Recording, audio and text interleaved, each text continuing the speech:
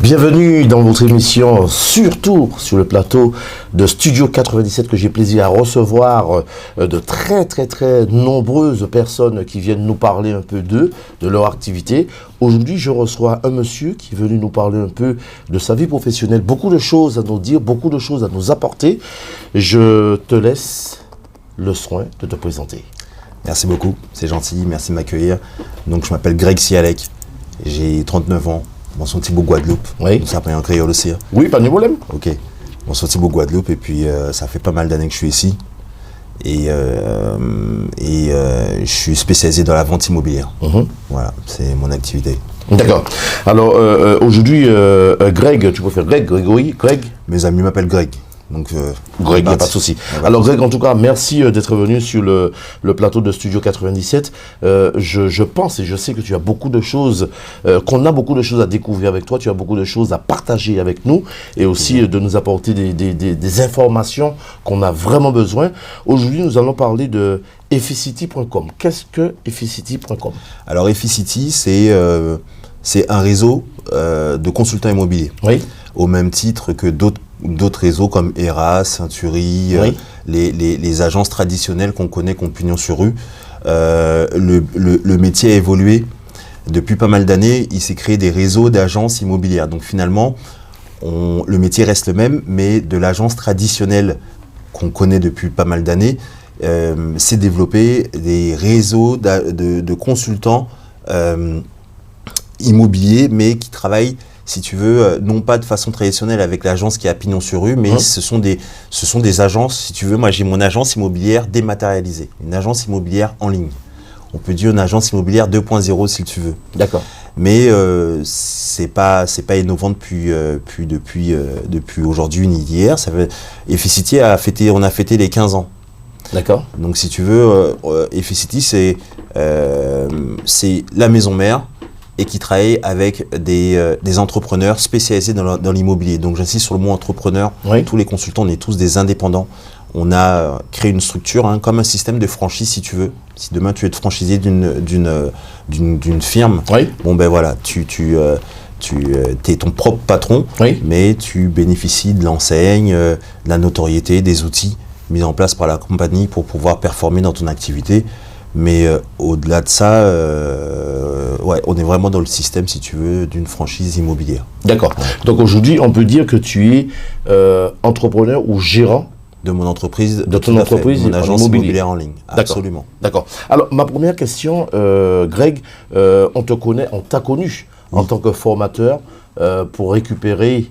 Dans l'intérêt de tous ceux qui sont intéressés ou qui ont été intéressés, tu as été formateur pour la récupération des points au niveau du permis de conduire. Alors là, tu nous envoies loin. Oui. Une entreprise que j'ai créée en 2010. D'accord. Perfect Permis à l'époque. D'accord. Alors, j'étais pas formateur, mais gérant. D'accord. Moi, j'aime les affaires, j'aime le business. Oui. Et pour le coup, donc j'avais des formateurs dans mon centre. Donc c'était un centre de sensibilisation au risque routier. D'accord. Où tu es Vinon à moins pour récupérer des points. Mais il n'est pas trop tard. Ah non, ça file. Ça file. Et puis en pas sauter au ça, c'est que voilà, vous payez quoi. Oui.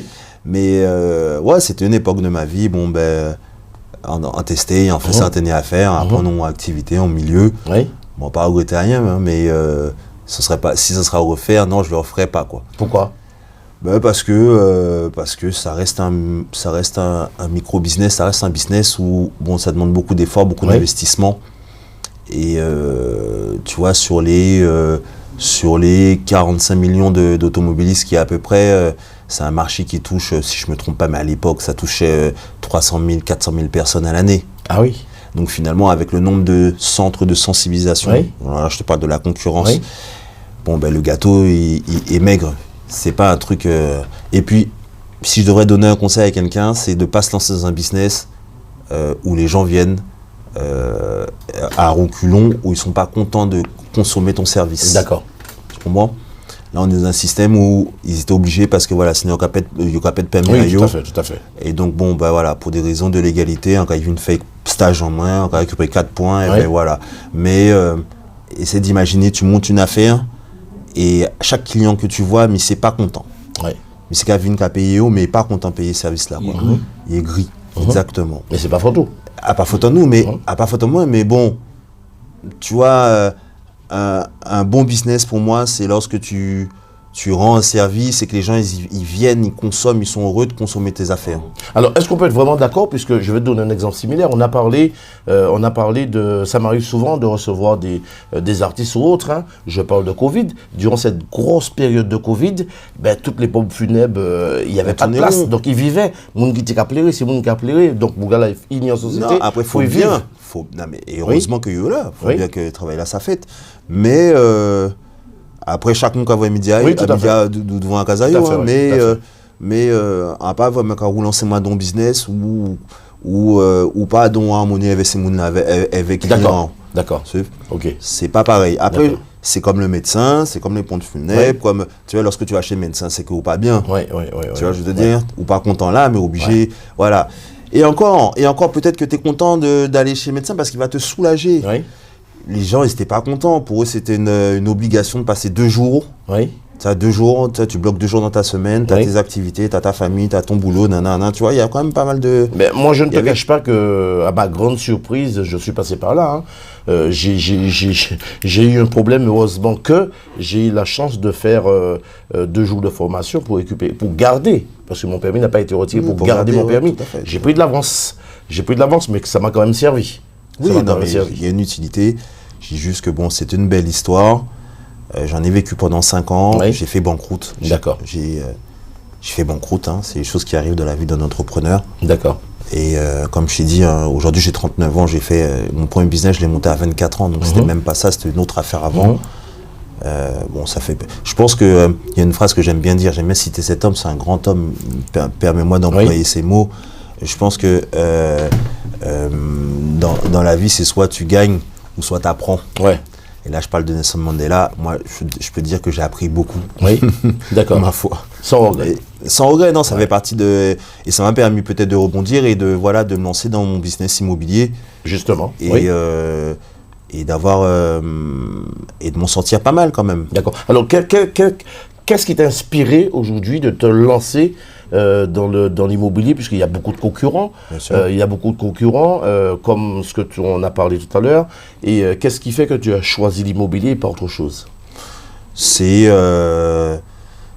mais comme je disais, lorsque j'ai découvert cette opportunité d'affaires, je faisais banqueroute en même temps. D'accord. Quelques mois après, mais je le voyais venir.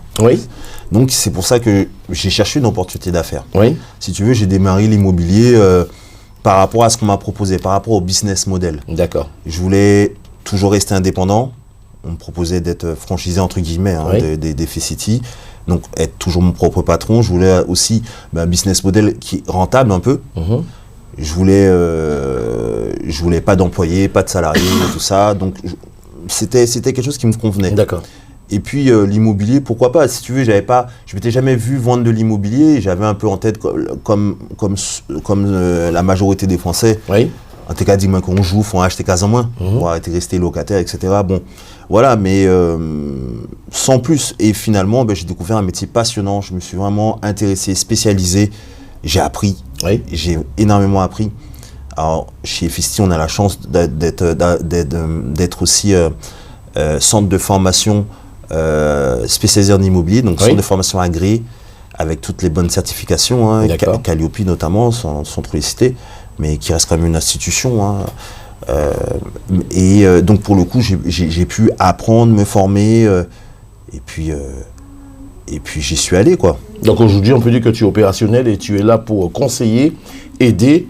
Et Alors aujourd'hui, je fais partie quand même on est un peu plus de 3000 dans le réseau. Je fais partie des 8 têtes de lignée du réseau, donc je suis très impliqué, très corporate.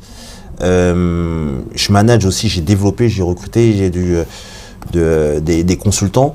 Et j'ai développé une équipe à l'échelle nationale. J'ai aussi construit, entre guillemets, je dis, mais finalement c'est moi qui pilotais le projet et mis en place les choses. Et F-City Guadeloupe. J'avais à cœur en Santibo Guadeloupe, donc j'avais à cœur de ramener le projet en Guadeloupe. Et donc j'ai embêté les PDG de l'entreprise pendant plusieurs mois. Ils m'ont dit, monte-nous un projet. Et on voit ce que tu as fait. Aujourd'hui, on a une dizaine de consultants en Guadeloupe qui performent et qui font des chiffres très intéressants. Donc là, ça fait déjà presque 4 ans que Festi Guadeloupe existe. D'accord. Donc moi, ça me permet de lier l'utile à l'agréable. Je retourne souvent au pays aussi pour manager mes équipes, faire de la formation, faire de la cohésion d'équipe. Sinon, ici, je manage 160, un peu plus, je crois 165 consultants à échelle nationale, qui font partie de mon équipe, de mon agence immobilière dématérialisée. D'accord. En fait, j'ai généré une force commerciale qui sont tous rattachés à mon agence immobilière. D'accord. Donc, c'est-à-dire que j'arrive à répondre finalement présent dans toute la France. D'accord. Je pense que tout seul, on est fort, on peut faire des choses, mais on est encore plus fort. D'accord. Et c'est exactement ça. Lorsque j'ai un client qui m'appelle, qui me dit je vends mon appart sur Paris parce que je vais aller dans le sud, je vais aller à Nice par exemple, j'ai mon équipe niçoise qui est là pour accueillir mon client et l'orienter, et peu importe où en France. Que ce soit la Bretagne, la région Alsace, la région nantaise, où j'ai une 50aine de personnes à peu près, l'Île-de-France évidemment. J'ai tissé, si tu veux, une force commerciale à l'échelle nationale. D'accord. Alors, est-ce qu'on peut se dire, lorsqu'on est un Antillais, surtout beau gosse, donc ça fait c'est gentil. Passe-partout, on présente bien, est-ce qu'on peut se dire que, surtout gérant d'une boîte, est-ce qu'on peut se dire, je vais d'abord aider, sans faire de parti pris, je vais d'abord aiguiller mes compatriotes, surtout pour ceux qui sont dans le privé ou dans l'administration, pour les aider à faire le bon pas, choisir d'acheter au lieu de rester locataire. Alors tu sais, moi j'ai créé une formation que j'ai vendue en ligne, spécialisée sur du conseil du conseil en investissement en fait, en investissement immobilier. J'ai même une page sur internet qui s'appelle Imo Success et tout, si les gens se baladent. Imo Success. Imo Success. D'accord. Imo Success. Et c'était pas il y avait aucune ambition, j'allais te dire, communautaire. C'est vraiment du conseil que j'ai voulu délivrer, faire une formation en ligne. C'était pendant, si tu veux, l'époque, on était un peu confinés tous, et Covid, etc. Donc, j'avais un peu plus de temps et je me suis amusé à faire ça. Et finalement, j'ai eu pas mal de retours donc, de la communauté, parce que, on sont au Guadeloupe, on a parlé avec des Martinique, Guyane, voilà. Et ils m'ont dit qu'ils étaient intéressés d'avoir des conseils là-dessus, tu vois. Et je me suis rendu compte que finalement, c'est pas que notre communauté, il ne faut pas croire. On est nombreux en France à se dire un jour il va falloir que j'investisse, mais à ne pas passer le pas. Et pourtant, l'investissement immobilier, c'est l'investissement préféré des Français. D'accord. Aujourd'hui, tu peux investir en bourse, tu peux investir en crypto, tu peux investir dans le blé, dans l'or, dans le sucre, dans ce que tu veux. D'accord ? Dans des entreprises, etc. Mais l'investissement qui rassure le plus, c'est la pierre. D'accord. C'est quelque chose qui est palpable, c'est quelque chose que tu pars en vacances, tu peux laisser là, tu reviens, c'est quelque chose que tu peux louer, c'est quelque chose que tu peux céder à ta famille, à tes héritiers, etc. Et plus souvent que rarement, lorsque tu achètes correctement, l'immobilier prend de la valeur. D'accord ? Demande à tes parents combien ils ont acheté à l'époque, ça n'a plus rien à voir qu'aujourd'hui. Oui. Vraiment. Et c'est prouvé comme ça. Depuis qu'on étudie les prix de l'immobilier, la courbe a fait qu'augmenter. Alors, juste une question, permets-moi de t'interrompre. Est-ce que l'immobilier prend de la valeur tout en sachant que tout dépend de là où l'immobilier était planté, ou ça peut arriver que l'immobilier peut prendre de la valeur par rapport à certains endroits que d'autres? Après, c'est en fonction de ce qui arrive. L'immobilier, en tout cas, en règle générale, prend de la valeur. Mais il peut y avoir des épisodes où l'immobilier stagne, comme aujourd'hui à Paris, et ceci depuis plusieurs années, c'est un peu historique. Depuis début d'année, les prix à Paris, quand je parle Paris, c'est les arrondissements de Paris, n'augmentent plus. Ah bon? Moi, on était quand même assez haut quand même. Je pensais que c'est le contraire. Non. Là, et ça, c'est l'effet Covid. Beaucoup de Parisiens ont vendu et sont partis. En province, ce qu'il y a, si tu veux, dans des villes où on vendait à l'époque, à des 1500 € au mètre carré, donc des régions provinciales. Aujourd'hui, on vend beaucoup plus cher parce que les Parisiens sont venus avec un pouvoir d'achat plus important et donc les prix ont augmenté sur la zone. D'accord. C'est l'effet Covid. D'accord.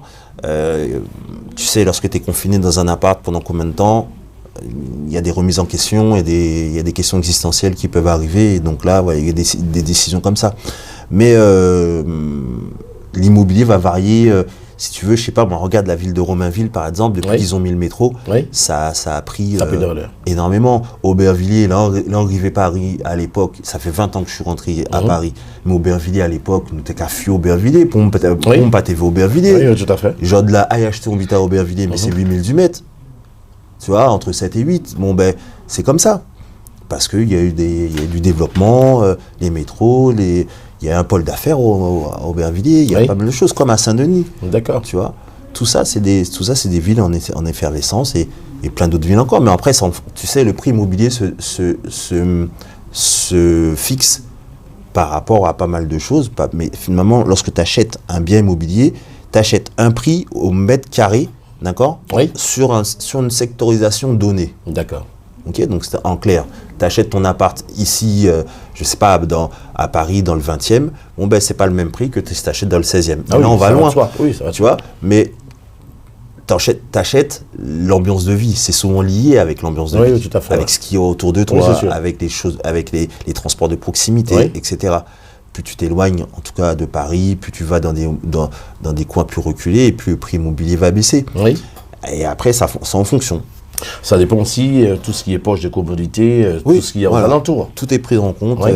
En tout cas, nous, chez Efficity, et même les confrères aussi, mais je parle de ce que je connais de mon business, on a des outils pour estimer les prix, les appartements, les maisons, les terrains, et donner les prix du marché, vraiment. D'accord. Et pouvoir renseigner les clients assez rapidement. D'accord. Alors, qu'est-ce qu'il faut aujourd'hui pour... quelles sont les premières démarches lorsqu'on a envie d'acheter, on se pose des questions. Quelles sont les premières démarches, je dirais, la première étape à franchir? Lorsqu'on est acheteur, déjà d'identifier son projet, qu'est-ce qu'on veut faire. C'est-à-dire, qu'est-ce que je veux faire et qu'est-ce que je veux faire. Surtout, je pense que le mieux, c'est d'avoir une vision à long terme. C'est-à-dire... qu'est-ce que je veux faire? Est-ce que je veux simplement acheter mon RP, donc résidence principale, ou est-ce que je vais acheter une résidence principale et puis après peut-être je vais faire des investissements locatifs? Et donc là, à partir de là, il y a une réflexion à se poser. Surtout en France, le système bancaire, il est, sans critiquer, mais c'est pas évident. Il faut quand même bien se renseigner et maîtriser un petit peu. Et le système bancaire français va te proposer en premier lieu d'acheter ta résidence principale.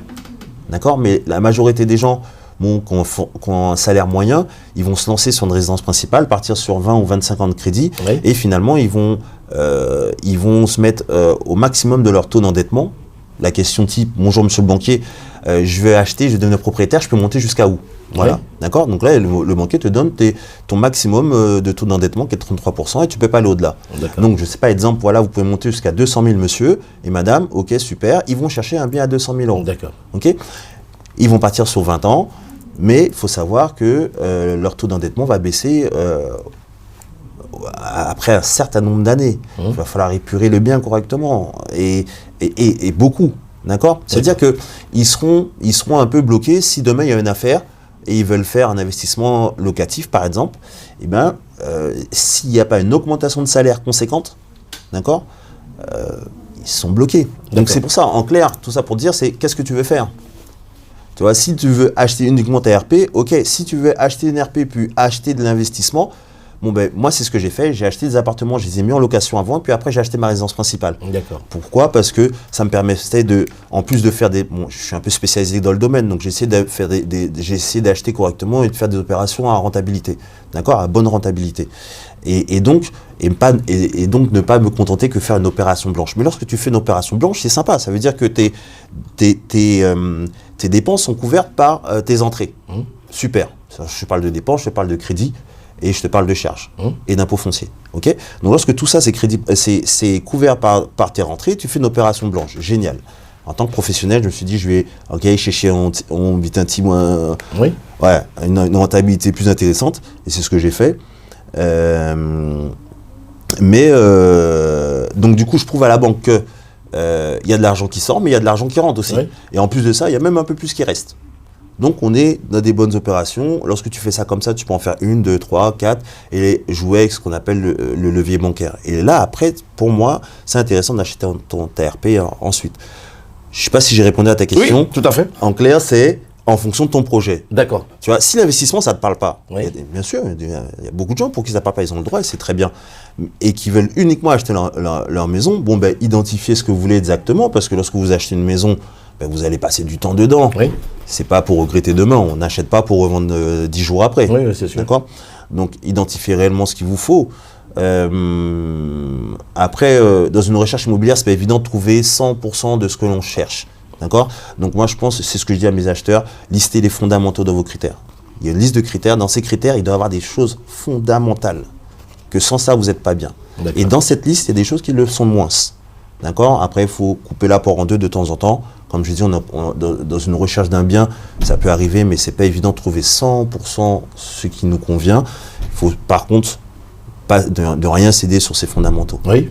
D'accord. C'est-à-dire que moi, par exemple, si je cherche une maison, j'ai besoin d'un bureau pour travailler, je ne peux pas me positionner sur une maison s'il n'y a pas le bureau. Ça ne va pas me permettre de travailler. Si je ne travaille pas, il n'y a pas d'oseille qui rentre, etc. C'est une suite logique. C'est un fondamental. D'accord. Okay.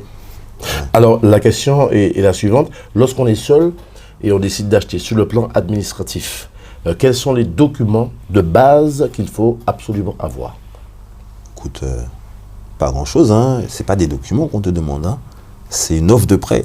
Ben, il y a aussi des documents, puisque celui qui a besoin, on peut demander, je sais pas, je m'adresse à une agence ou par exemple à toi, je frappe à ta porte, je te dis, oui monsieur, j'aimerais bien acheter, ben, déjà il faudrait heureusement pour l'acheteur travailler, au moins des fiches de paie, vous demandez des fiches de paie quand même. En fait, vous demandez, il y a des documents qu'on a absolument besoin. C'est le document, c'est le dossier bancaire qu'on demande lorsque tu vas faire un prêt. Tu vois, dès que tu vas emprunter, peu importe, hein, tu vas chez une voiture, on va te demander les mêmes documents. C'est-à-dire une situation. Mais c'est vraiment la partie banque, ça. D'accord. Que je ne maîtrise pas. Hein, c'est pas mon domaine. Oui. Après, je sais ce qu'il faut. Donc, je vais orienter. Je travaille avec des courtiers et tout, qui, eux, sont là pour trouver les meilleurs financements, les meilleures solutions de financement bancaire pour mes clients. Oui. Donc, voilà, je me décharge avec les professionnels. Mais on me demande d'avoir une situation. Oui. La banque te prête, je ne vais pas te dire jamais, mais presque jamais si tu n'as pas un CDI, si tu n'as pas de l'épargne. Oui. D'accord ? En ce moment, surtout depuis, il y a une petite hausse de taux. Là, en ce moment, la banque demande entre 10 et 20% d'épargne du montant du prêt. Avant, avec 10%, ça allait. Là, maintenant, c'est plus entre 10 et 20. Ah, bon. Oui, après, c'est en fonction de ta banque. Peut-être ta banque te connaît tes habitudes de consommation, connaît ton sérieux. Ça fait des années, tu es chez eux. Tu as 10% d'apport, peut-être elle va te financer, mais il ne faut pas hésiter à aller voir son banquier et discuter. Il ne faut pas hésiter à mettre la banque en concurrence avec un courtier. Il faut bien comprendre que le courtier, c'est une personne comme moi qui gagne sa vie s'il y a un niveau de réussite pour ses clients. Tant qu'il n'a rien signé avec son client, il ne gagne pas. C'est-à-dire que pour l'instant, c'est de l'étude de dossier qu'il fait. Et s'il trouve une bonne solution de financement, c'est-à-dire que grâce à lui, tu économises de l'argent sur ton taux, sur ton assurance décès invalidité, etc. Bon, voilà, là, il gagne sa vie. Donc moi j'invite vraiment les gens, pas hésiter à mettre, lorsqu'ils cherchent un financement, ils vont voir leur banque, mais il faut aller voir aussi un courtier pour avoir plus de choix, plus d'options. Alors toi, en tant que gérant, est-ce que l'Antillais, tu peux nous dire aujourd'hui, est-ce que c'est plus facile aujourd'hui pour que Nantillais puisse acheter une maison aujourd'hui? Surtout ceux qui sont dans le privé ou dans l'administration. Est-ce que l'Antillais achète? Je pense que oui, bien sûr que l'Antillais achète. Tu sais, aujourd'hui, on a bien compris, je pense que vaut mieux être locataire que mettre propriétaire que locataire. Faut pas les faire fuir, hein, quand même. Non. Sans critique, hein, bien sûr, on fait ce qu'on peut, mais je pense que dès qu'on peut acheter, les gens se renseignent beaucoup. Oui. Moi, j'ai envie de croire que l'Antillais, on n'est pas uniquement lié au Wélélé et aller s'amuser. Il y a quand même des prises de conscience qui se font. Gassa une canne débute à faire, regarde Télé Antilles, tu vois ce que je veux te dire. Tout ça, c'est des initiatives. C'est parce que voilà, il y a un Antillais derrière qui fait pas que du Wélélé, tu vois ce que je veux te dire. Moi, mais Wélélé, pas ni pour le mettre ça, Mais par contre, arrivons-les, faut nous pas la pouvoir misère en France, je pense. Tu vois, ça fait combien de générations qu'on est là? Franchement, on peut estimer que nous pas la pouvoir misère. Donc Je pense que voilà, on a pris conscience de certaines choses et que les choses se font, les choses se mettent en place. Après, moi, je suis tendance à fréquenter des gens, j'aime bien fréquenter des gens qui ont un peu d'esprit, tu vois, qui ont un peu envie d'avoir un peu plus et qui font des choses en place. Donc, si tu veux, autour de moi, je gravite avec énormément d'entrepreneurs, énormément de carriéristes, c'est pas que des entrepreneurs, des gens qui bossent, mais qui bossent dur et qui gravissent les échelons et qui viennent de la communauté antillaise. Donc, les gens achètent, hein. Et de tous les clients que tu vois, je parle toujours de l'antillais, est-ce que tu connais beaucoup qui sont propriétaires? Bien sûr, mais comme je t'ai dit, je pense que c'est rentré dans les mœurs, hein. Ça reste l'investissement préféré des Français. On est quand même nombreux en France, hein. Donc j'ai beaucoup, et c'est pas mal quand même, j'ai réussi quand même à développer une petite clientèle antillaise. Oui. Bon, peut-être au Cabon-Meufos là aussi, hein. Alors, moi, je travaille beaucoup plus avec les vendeurs en premier lieu. D'accord. En premier lieu, les vendeurs, c'est à eux que je m'adresse. Pourquoi? Parce que finalement, pour avoir des acheteurs, il faut avoir du stock à proposer. C'est qu'on soit rentré dans un magasin soulier, il y a un seul modèle. Oui. Tu vois, ça fait bizarre.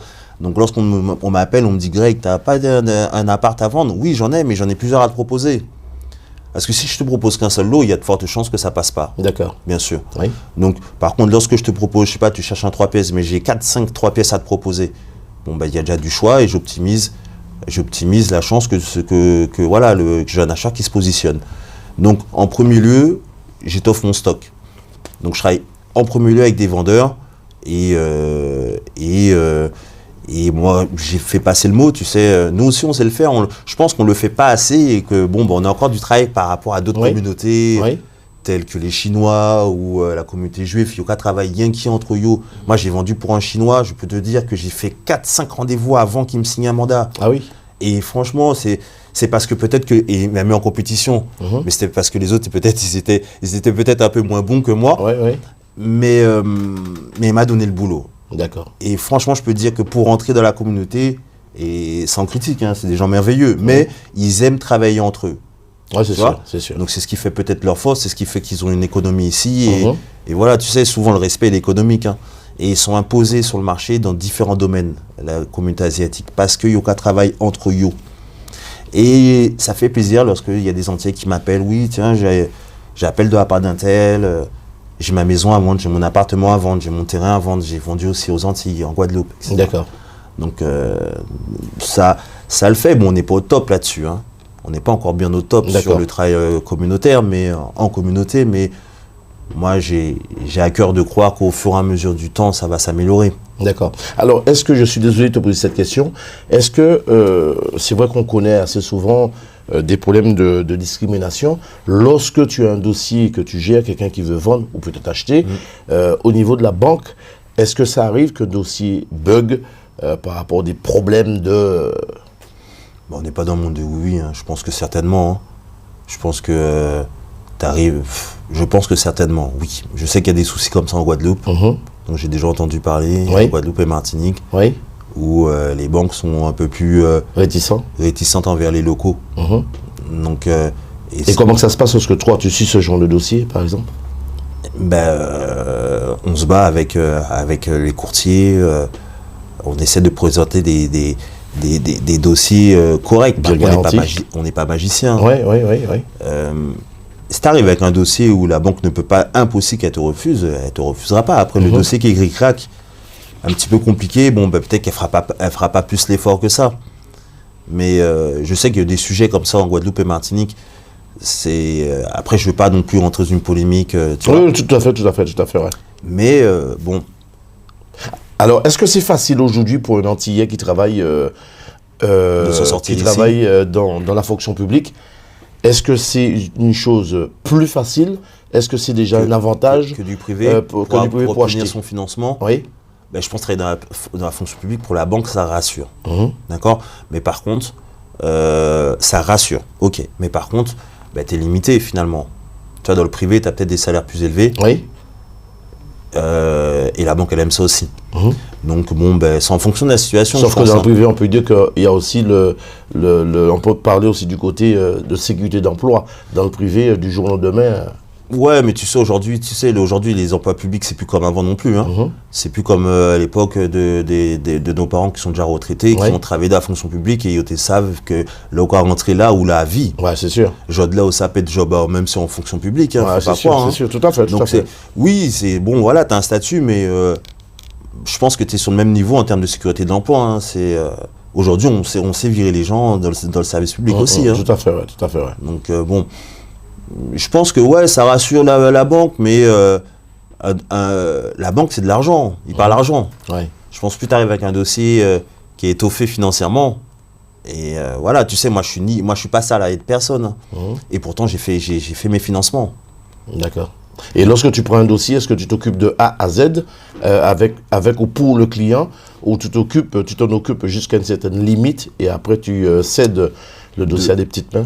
Alors, lorsque je rencontre un vendeur, ça se passe de la façon suivante. L'idée, c'est de prendre connaissance du bien. D'accord? Je prends connaissance du bien.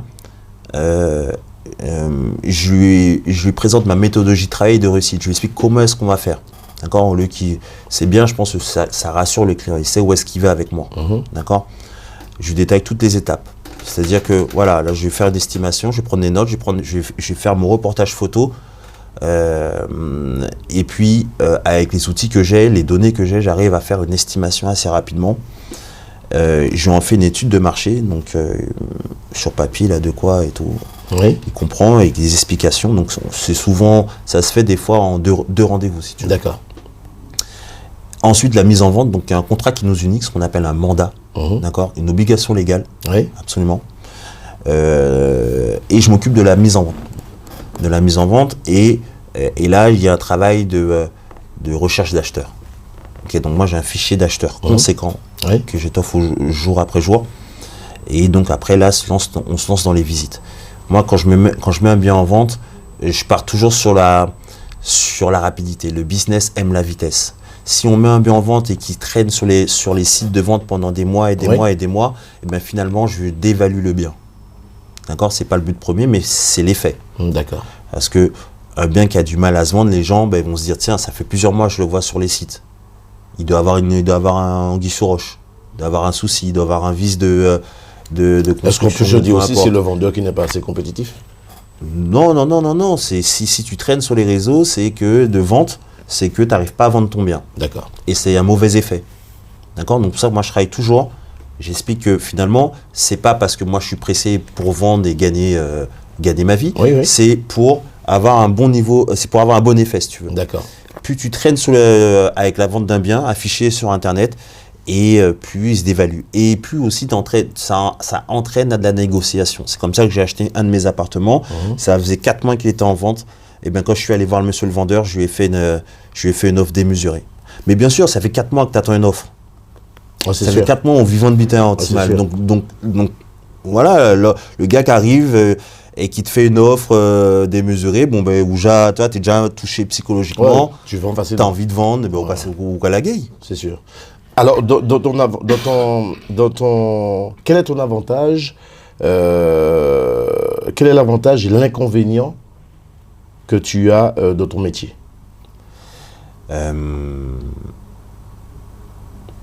L'avantage, c'est que je suis un indépendant. D'accord, donc je suis père de famille avant tout. J'ai un petit garçon de 10 ans, donc il nécessite du temps. Oui. Je gère mon emploi du temps, je fixe mes rendez-vous en fonction de mon organisation familiale. Oui. L'avantage, c'est que je rencontre des gens, beaucoup de gens. Je travaille beaucoup sur de la recommandation. Donc j'ai vendu à Bordeaux il n'y a pas si longtemps que ça. C'était le bien d'un ami. D'accord. Et pourtant, je réside en région parisienne. Bordeaux, c'est 2 heures. En 2 heures TGV, tu es à Bordeaux. Oui. C'est largement faisable. Mais des fois, j'ai déjà pris 2 heures pour sortir du 94 pour aller dans le 17e arrondissement, dans les embouteillages. Donc, tu vois. Oui. On rencontre aussi, on découvre aussi des biens de toutes sortes. J'ai déjà fait visiter des hôtels particuliers de luxe à Paris. Et au même titre que j'ai vendu des appartements sans plus-value dans des quartiers populaires d'Île-de-France. D'accord? Donc, et puis, je trouve que l'immobilier, c'est un sujet intéressant. J'aime parler immobilier, j'aime conseiller les gens, j'aime les accompagner dans leurs projets. C'est toujours un projet de vie. Hein. Lorsqu'on vend, le vendeur, il ne vend jamais pour rien. C'est parce que souvent, le vendeur, s'il vend, c'est qu'il y a un projet derrière. D'accord. Il vend pour faire quelque chose d'autre. Et l'acheteur, il n'achète jamais pour rien. Il n'achète pas pour 2 jours, 3 jours. Oui. Il achète, c'est encore un projet de vie. Il se visualise là, c'est un changement, c'est un renouveau. C'est un commencement pour beaucoup de personnes. Donc du coup, finalement, on n'est pas que des simples vendeurs de biens immobiliers. On accompagne des gens dans leur projet de vie, finalement. D'accord ? C'est comme ça que moi, je vois mon activité. D'accord. Après, des inconvénients, y en a, je pense, comme dans tous les métiers. Hein. Le bien qui n'est pas vendu par toi-même, le bien qui est vendu par la concurrence, le bien qui est vendu par l'ami, parce que le vendeur a un ami qui se positionne et c'est l'ami du vendeur, qu'est-ce que tu veux faire, tu vois? D'accord. Parce que moi, systématiquement, lorsque je signe un mandat avec un vendeur, je me focalise dessus et je travaille dur dessus. L'idée, c'est de créer une effervescence autour du bien. L'idée, c'est de lui proposer une bonne prestation, un bon accompagnement, qu'il soit content et me recommande ensuite. Oui. D'accord? Donc, lorsque tu donnes beaucoup d'efforts, etc., et que, t'as pas, au bout, t'arrives pas, parce que ça arrive. Alors, oui, pardon. Lorsqu'on signe un mandat avec un vendeur, c'est la question que je voulais te poser.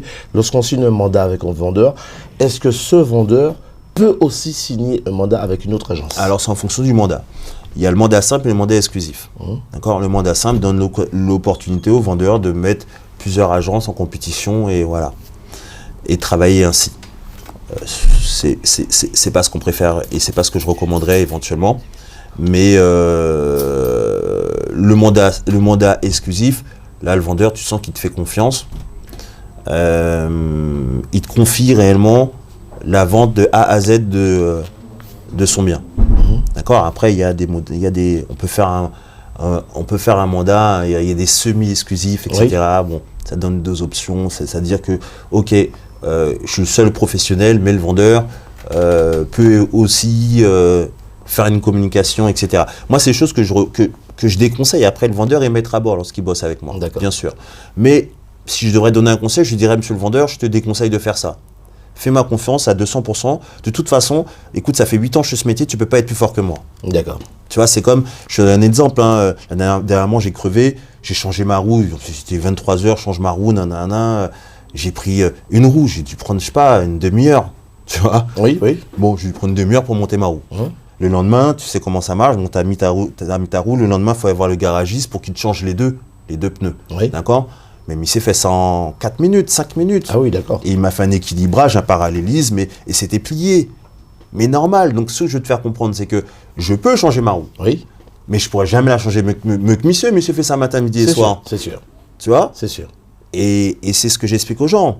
Tu travailles avec moi, mais finalement, même si je te vends ton bien en 5 minutes, des fois, les gens, des fois, tu signes le mandat, le 24 heures après, j'ai déjà amené 2-3 clients que j'ai mis en compétition et j'attends la meilleure offre pour vendre et c'est vendu. D'accord. Et les gens se disent, mais j'aurais pu le faire moi-même, etc. Mais non, tu n'auras pas pu. D'accord. Et c'est avec toute l'humilité que je dis, tu peux vendre ton bien. Mais par contre, lorsque moi je travaille pour quelqu'un, il bénéficie des presque 8 ans d'années sur lesquels je réfléchis sur le sujet et que je me perfectionne jour après jour pour être meilleur, pour vendre de l'immobilier. D'accord. Alors, nous sommes toujours en bonne compagnie avec Greg qui est venu nous parler un peu de son business, donc l'immobilier, la vente d'immobilier. Alors, Greg, comment que ça se passe lorsque un Antillais ou celui qui t'appelle, qui te dit qu'il a un bien à vendre, un local ou un studio ou un appartement, comment que ça se passe exactement? Bon, très clairement, je vais chez lui, j'identifie le bien, d'accord? Je prends mes notes, je fais un reportage photo et vraiment je prends soin parce que finalement je travaille beaucoup avec la diffusion d'images sur internet. Oui. J'investis beaucoup en communication pour finalement inonder d'un coup les réseaux de sites de vente immobilière. Oui. Et pour rester un minimum sur les sites de vente immobilière. Bref, donc je m'applique là-dessus. Je constate du bien, je lui explique ma méthodologie de travail, je prends le temps pour lui expliquer comment est-ce qu'on va vendre, par quel moyen, quel outil je vais utiliser pour vendre son bien dans les meilleurs délais et au meilleur prix. C'est important quand même, la personne a travaillé, a payé un bien pendant des années. L'idée, c'est vraiment de lui faire vendre le bien au meilleur prix. Ensuite, je vais avec mes acheteurs, je fais visiter. Je Je fais visiter et je compte pas mes heures, je compte pas le nombre d'acheteurs. L'idée, c'est vraiment de créer l'effervescence autour du bien. Il faut que les gens ils viennent et limite, ce que j'adore faire, c'est mettre les acheteurs en compétition. Il faut que les gens ils sentent que faut pas que je tarde trop pour me positionner parce que le copain qui a visité devant moi ou après moi, peut-être il va prendre le bien à ma place. Tout à fait. Et ça, c'est à moi de créer ça. D'accord ? Et lorsque j'ai une offre, dans le meilleur des mondes, et c'est ce que je me bats pour, les offres prix, d'accord ? Souvent dans de l'ancien, c'est d'usage que les acheteurs négocient. Ce sont des réactions humaines. L'acheteur veut faire la meilleure affaire. D'accord ? Le vendeur veut faire la meilleure affaire. Moi, je suis là pour faire un consensus, un compromis entre les deux. Trouver le meilleur prix, un terrain d'entente. Okay ? Donc, lorsque l'acheteur me fait une offre, je présente systématiquement l'offre au vendeur. Et je vois ce qu'il en dit. Le vendeur est maître à bord. Moi, je suis là pour présenter les offres. D'accord. Je suis pas là pour dire s'il faut prendre, faut pas prendre. S'il me demande mon conseil, je vais orienter. Mais sinon, c'est vraiment lui qui est maître à bord. D'accord. Okay ? Ensuite, je m'occupe de la rédaction du compromis. D'accord ? Donc, on travaille avec une entreprise qui s'appelle MyNotary, qui me permet de rédiger moi-même mes compromis.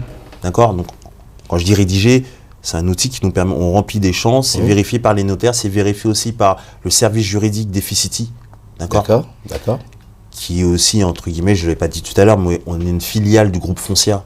Foncia, un mastodonte de l'immobilier que je n'ai plus à présenter. En 2015, on a investi plusieurs millions d'euros chez Efficity, on est devenu une filiale du groupe Foncia. Donc, ils ne rigolent pas avec l'aspect juridique. Il manque une virgule, je ne peux pas signer le compromis. D'accord. Chaque compromis que je fais signer est vérifié par le service juridique, validé. Donc, c'est-à-dire que vraiment, on signe en toute sécurité. Il faut bien comprendre que c'est une vente immobilière, il y a plusieurs centaines de milliers d'euros sur chaque transaction. Il est impératif que le compromis, l'aspect juridique, l'aspect obligatoire soit bien ficelé. Donc, compromis signé, vendeur, acheteur, il signe, nickel. Et ça se signe dans le cabinet du notaire 3 mois après. D'accord. Après là, le notaire, il prend la partie. Moi, j'ai fini mon travail, mais je suis toujours là pour répondre aux questions, aux besoins, aux dernières visites. L'acheteur, souvent, peut-être avant d'aller signer chez le notaire, il a besoin d'aller reprendre des mesures pour savoir, je sais pas, est-ce que mon canapé d'angle il va rentrer ou est-ce que j'en achète un autre, etc., etc. Alors, il y a une question que j'aimerais te poser. Lorsque tu signes un mandat avec un vendeur et tu viens pour estimer le bien, le vendeur te dit que j'aimerais bien, je pense que ça se passe comme ça, tu vas pouvoir me le dire, le vendeur te dit, bon, ce bien, j'aimerais le vendre, mon prix est tant de... Voilà, c'est tant. Alors, toi qui viens pour estimer le bien, quels sont les outils, comment fais-tu pour donner un tarif à ce bien, pour dire au vendeur, votre bien vaut tant par rapport à telle chose. En fait, c'est systématiquement le cas presque. Le vendeur, il a une idée, mais c'est humain. Le vendeur, il a une idée dans sa tête, il en veut tant, et plus souvent que rarement, il en veut toujours au-dessus du prix du marché. Il faut bien comprendre qu'aujourd'hui, lorsque je vends un appartement, mon acheteur, avant de se positionner, pendant 2 à 3 mois, il visite. D'accord ? Pas qu'avec moi, avec d'autres personnes, il fait son tour, il fait une analyse. Aujourd'hui, les informations sont au bout des doigts sur Google, si vraiment on cherche. D'accord ? Donc l'acheteur me dit, et ça arrive souvent, tiens, dans cet immeuble, on a vendu un appartement à tant. Dans cette rue, c'est tant en mètres carrés. Finalement, moi, je travaille avec des acheteurs qui, pendant un moment donné, sont des consultants immobiliers en herbe. Bien sûr, parce que pendant 2 à 3 mois, je me répète, mais pendant 2 à 3 mois, ils cherchent de façon active. D'accord ? L'argent est dur à faire pour tout le monde. Il y a très peu de pigeons. Tu vois, il y a très peu de personnes qui vont acheter aveuglément et lâcher de l'argent sans être sûr qu'on n'est pas au prix ou proche du prix. Du marché, Voilà, si on n'est pas au prix du marché. Et le vendeur, c'est mon travail de lui rappeler cela. C'est pas méchant, c'est pas qu'il en veut, c'est pas une mauvaise réaction, ce sont des réactions humaines. Je vends au mieux. Moi, je suis là pour aussi lui expliquer la réalité du marché.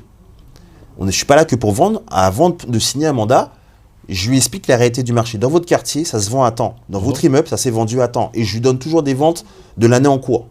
Vous avez vu, vous avez des nouveaux voisins en haut. Il me dit, oui, j'ai vu. Bon, cet appartement, je l'ai là.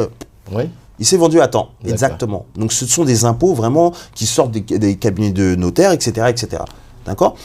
à travers ça, je peux dire que voilà, il y a dans ton immeuble cette année, il y a 3 appartements qui sont vendus à temps et toi, tu en veux 50 000 au-dessus. Oui, mais il y a la qualité du bien aussi. Si le bien est bien entretenu, il y a tout ça qui joue aussi. Si le bien est très bien entretenu et avec des nobles matériaux, de la domotique, etc., ok, on pourrait partir fourchette haute. Mais néanmoins, on reste dans le prix du marché. Ah bon? Bien sûr. Pourquoi? Parce que je te l'ai dit tout à l'heure, lorsque tu achètes un bien immobilier, tu achètes la sectorisation. Je ne vais pas te donner des noms de villes et mettre à faire des clivages, mais il y a des cités, par exemple, c'est difficile, c'est pas des quartiers faciles à vivre, assez très populaires, etc. Tu peux avoir ton appartement et mettre un jacuzzi dans ton salon, vraiment des nobles prestations, des trucs tip-top. Mais lorsque tu sors de chez toi, c'est la vraie vie. D'accord. D'accord? Les gars en bas du bâtiment, ils sont toujours là.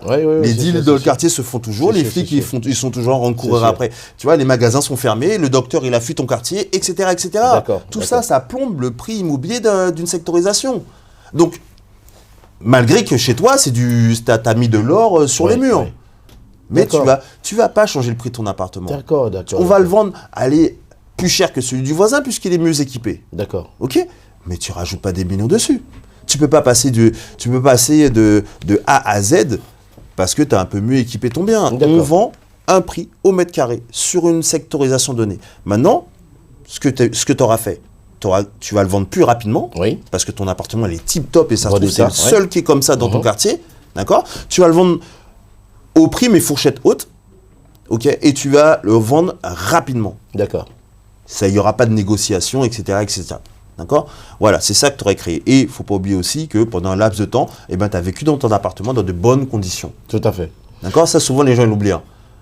Ils ont amorti. Oui. J'ai fait des travaux, etc. J'ai une super cuisine, etc. C'est très bien.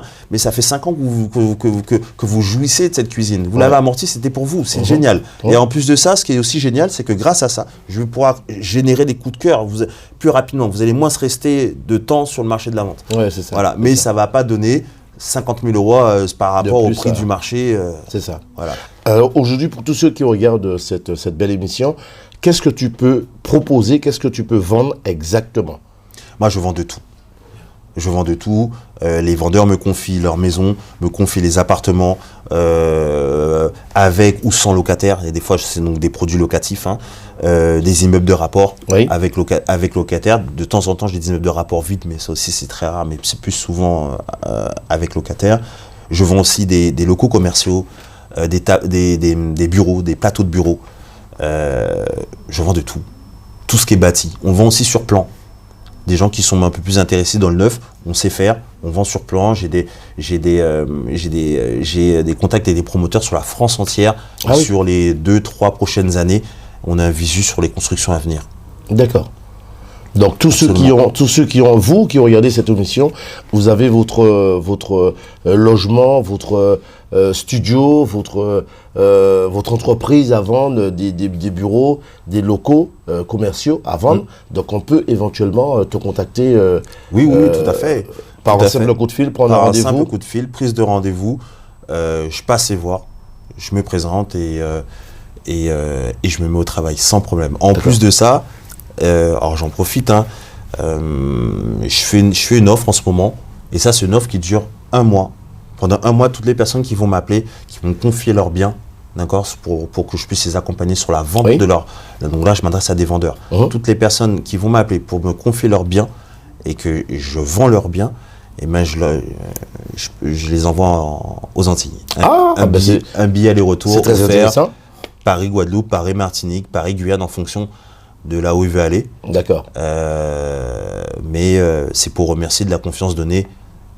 Je trouve ça sympa comme cadeau. C'est bien, c'est très bien. Alors, peux-tu nous donner un moyen de contact, si tous ceux qui regardent cette belle émission ont besoin de te contacter pour bénéficier, bien sûr, de cette facilité pour vendre leurs biens. Donc, si on peut éventuellement avoir téléphone, moyen de contact, tous les moyens pour te joindre. Écoute, numéro de téléphone, 06 65 36 0010. Donc, 06 65 36 0010. Sinon, je suis assez actif sur les réseaux. Greg Cialec, tout simplement. Greg Cialec, C-I-A-L-E-C, sur Facebook, sur Instagram, sur LinkedIn, on me trouve aussi. Donc voilà. J'ai une adresse mail gcialec@eficity.com. Oui. Vous m'envoyez un mail, vous m'envoyez un message, je suis très réactif. D'accord. Alors, lorsqu'on fait ce genre de travail, est-ce qu'on travaille du lundi au vendredi ou par exemple ceux qui travaillent toute la semaine, qui sont plus ou moins disponibles le samedi, le week-end, est-ce que éventuellement il y a une possibilité aussi, puisqu'il y a ceux qui travaillent de nuit. Alors moi je dégage du temps pour le week-end uniquement le samedi. D'accord. Le dimanche je consacre à mon fils. Comme Oui. j'ai dit, je suis un papa appliqué. C'est normal, oui. Mais sinon, si je suis très flexible, je suis très réactif. Comme je t'ai dit, moi c'est comme ça que je travaille. Pour moi, le business aime la vitesse. On t'attend pas. Tu vois, on t'attend pas ni pour faire, ni pour penser, ni pour acheter, vendre, tout ça.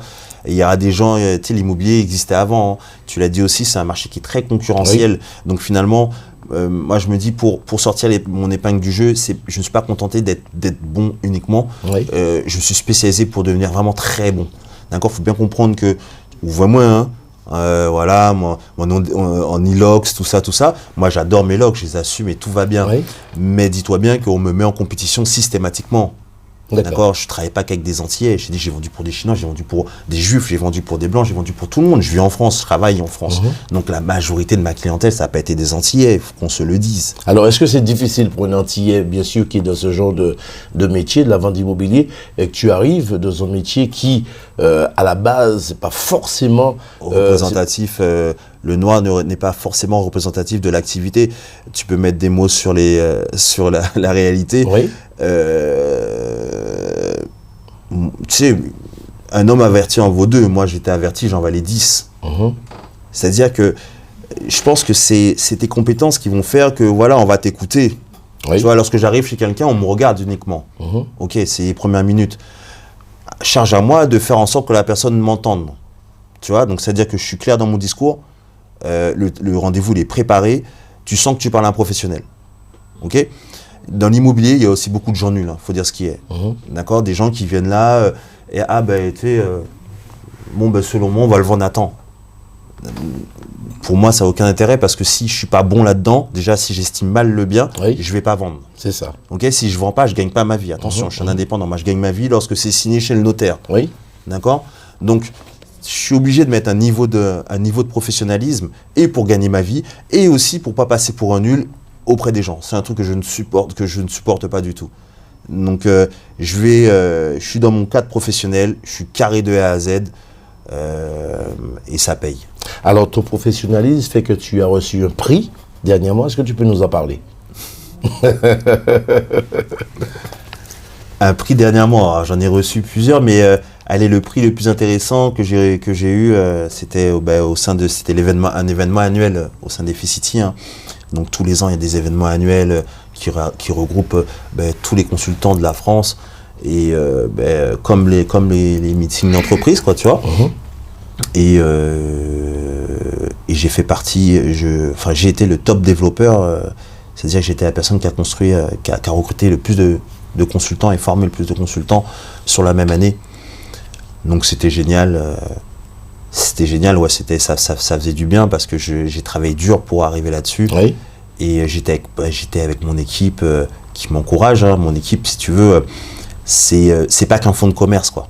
C'est-à-dire qu'en effet, je recrute, je forme et j'accompagne des consultants immobiliers oui. indépendants à performer. Je les aide à atteindre des chiffres d'affaires intéressants.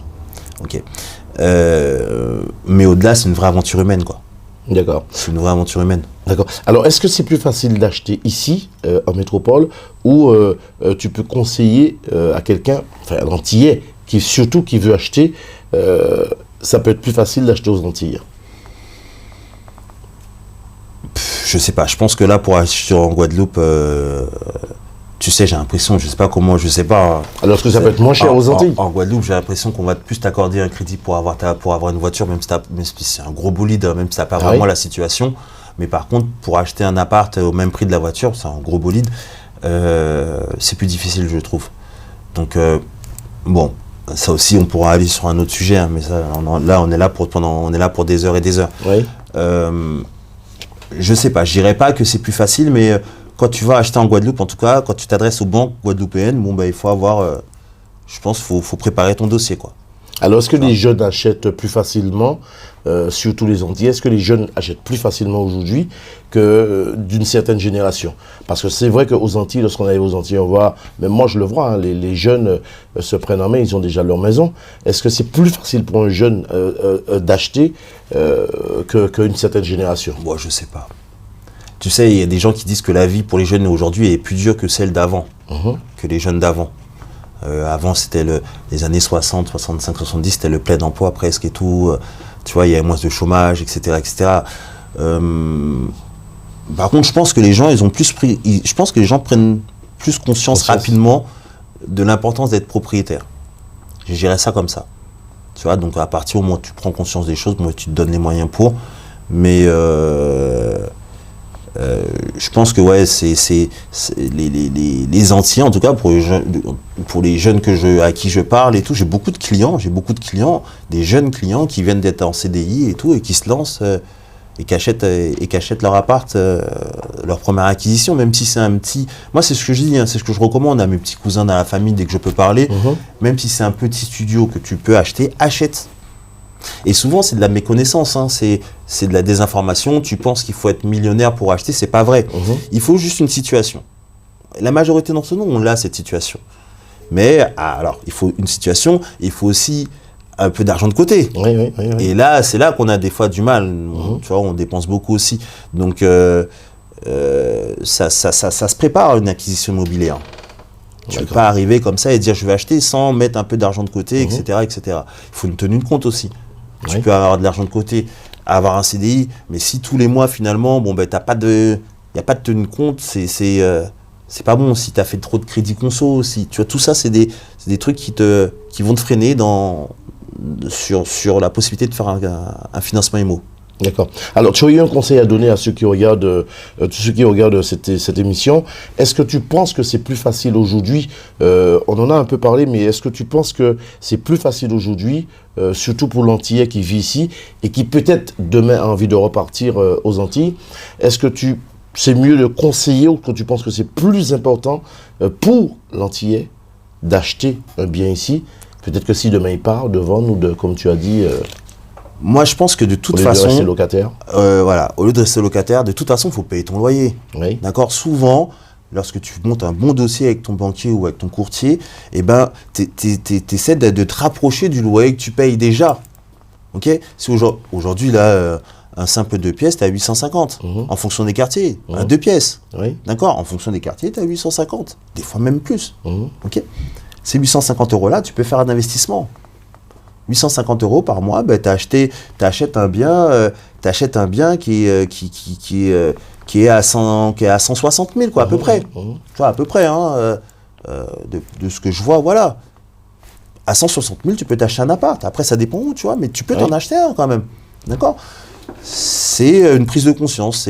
Tu vois, des fois, les gens ne savent pas. Ils se disent que bon, ben, pour acheter, il faut gagner des mille et des cents. Non, c'est pas vrai. C'est pas vrai. C'est une décision, c'est une organisation, des choses à mettre en place, un peu d'épargne, une tenue de compte, d'accord? Et aller voir son banquier et oser, quoi, tout simplement. Hein. Et je pense que oui, c'est mieux tu sais, moi, ça fait déjà 20 ans que je suis ici. Donc, tu vois, le jour où je vais partir, bon, ben, ça m'embête de partir, d'arriver en Guadeloupe, Martinique, j'ai fait 20 ans, 25 ans ici et je pars sans rien. Mais par contre, lorsque tu as, pendant 20 ans, payé un crédit, on ne se rend pas compte, hein. Mais pendant 20 ans, on a remboursé un crédit. Et même s'il n'y a que 150 000, mais au bout, tu rentres, même s'il n'y a que 100 000, au bout, tu rentres avec 100 000 en poche, et ben, tu vois, tu vas marcher pendant plusieurs heures avant de croiser des gens qui ont 100 000 sur leur compte. Tu vois, tu es arrivé au bout, tu as fait ta retraite, etc., mais tu as 100 000 sur ton compte. Ben, ta retraite, elle est plus sympa. Parce que tu rentres au pays. Tu vois, bon. C'est en fonction des gens, comment est-ce qu'ils voient... Ouais, exactement. C'est ça. Exactement. D'accord. Eh bien, en tout cas, Grégory, on te remercie beaucoup, en tout cas. Et puis, merci, je te tire mon chapeau, surtout en tant que compatriote. d'avoir choisi ce métier. Ce métier pour aider, aider et aiguiller et éclairer les compatriotes qui aimeraient acheter un bien, ne serait-ce qu'un terrain et repartir demain construire ou acheter carrément ou vendre aussi. Donc j'espère que vous qui avez suivi cette belle émission, n'hésitez pas de contacter Grégory. Tu peux redonner le numéro de téléphone. Alors vous pouvez me joindre au 06 65 36 0010. Et puis je vous invite à m'appeler, surtout si vous avez un projet de vente là imminent à moyen terme, faites-moi signe, confiez-moi votre bien et je vous envoie en vacances. Alors n'oubliez pas, un billet d'avion est offert sur un mois. Nous avons un mois. Ah, là, sur tout le mois d'octobre, je fais cette offre. Donc pour chaque personne qui va me confier son bien, j'offre un billet d'avion lorsque j'ai vendu le bien. D'accord. Voilà. Eh bien, en tout cas, Grégory, on te remercie. Greg, on te remercie beaucoup. Je te remercie d'être passé nous voir. Tu reviens nous voir au Studio 97 quand tu veux, puisqu'on aimerait bien aussi que tu puisses venir, qu'on puisse faire le point avec toi, savoir comment ça s'est passé depuis la dernière fois qu'on t'avait reçu au Studio 97. Est-ce que les compatriotes ont joué le jeu? Est-ce qu'il y en a beaucoup, j'espère, qui sont partis aux Antilles? Donc ça prouve que le travail suit son cours et que Télé Antilles aussi fait son travail. On mettra ça pour ça. Là-dessus, c'est sûr. Oui. Vous le faites. Oui. Et de ce que j'ai vu, de ce que j'entends surtout, Zoka fait bien. Oui. Donc ça, rouleau bas vous pour ça. Et puis les clients qui viendront de Télé Antilles, et on fera des photos. Oui. C'est ce que je vais demander. Je dirais, lorsque vous êtes en vacances, faites une photo. Oui. Voilà, c'est pour montrer que tout s'est fait correctement, que vous avez kiffé, une petite vidéo, vous vous êtes fait plaisir. Et c'est tout ça parce que vous m'avez fait confiance. Et que là, vous profitez en Guadeloupe ou en Martinique ou en Guyane. Très bien. Voilà. Très bien. En tout cas, merci beaucoup d'avoir suivi cette belle émission. Je vous remercie infiniment. Et puis, nous allons revoir Greg pour la vente d'immobilier. N'oubliez pas, si vous avez votre bien à vendre, confiez votre bien à Greg et vous ne serez pas déçus. Télé Antilles et moi-même, nous sommes garants de votre choix. Donc, faites le choix, venez voir Greg et puis, vous ne serez pas déçus. À très bientôt. Greg, je te laisse le mot de la fin. Merci encore une fois à Télé Antilles. Moi, j'invite vraiment la communauté à suivre vos émissions parce que vous faites des émissions de qualité. Il y a des gens derrière qui travaillent dur, tu travailles dur. Il y a du travail de recherche. Hein, oui. C'est pas de la désinformation, au contraire. Je pense que ça, tu vois, on est un peu tous éparpillés hein, et pas qu'en France. Et Télé Antilles, ça va plus loin que ça. Donc franchement, Woulo bravo pour travail là.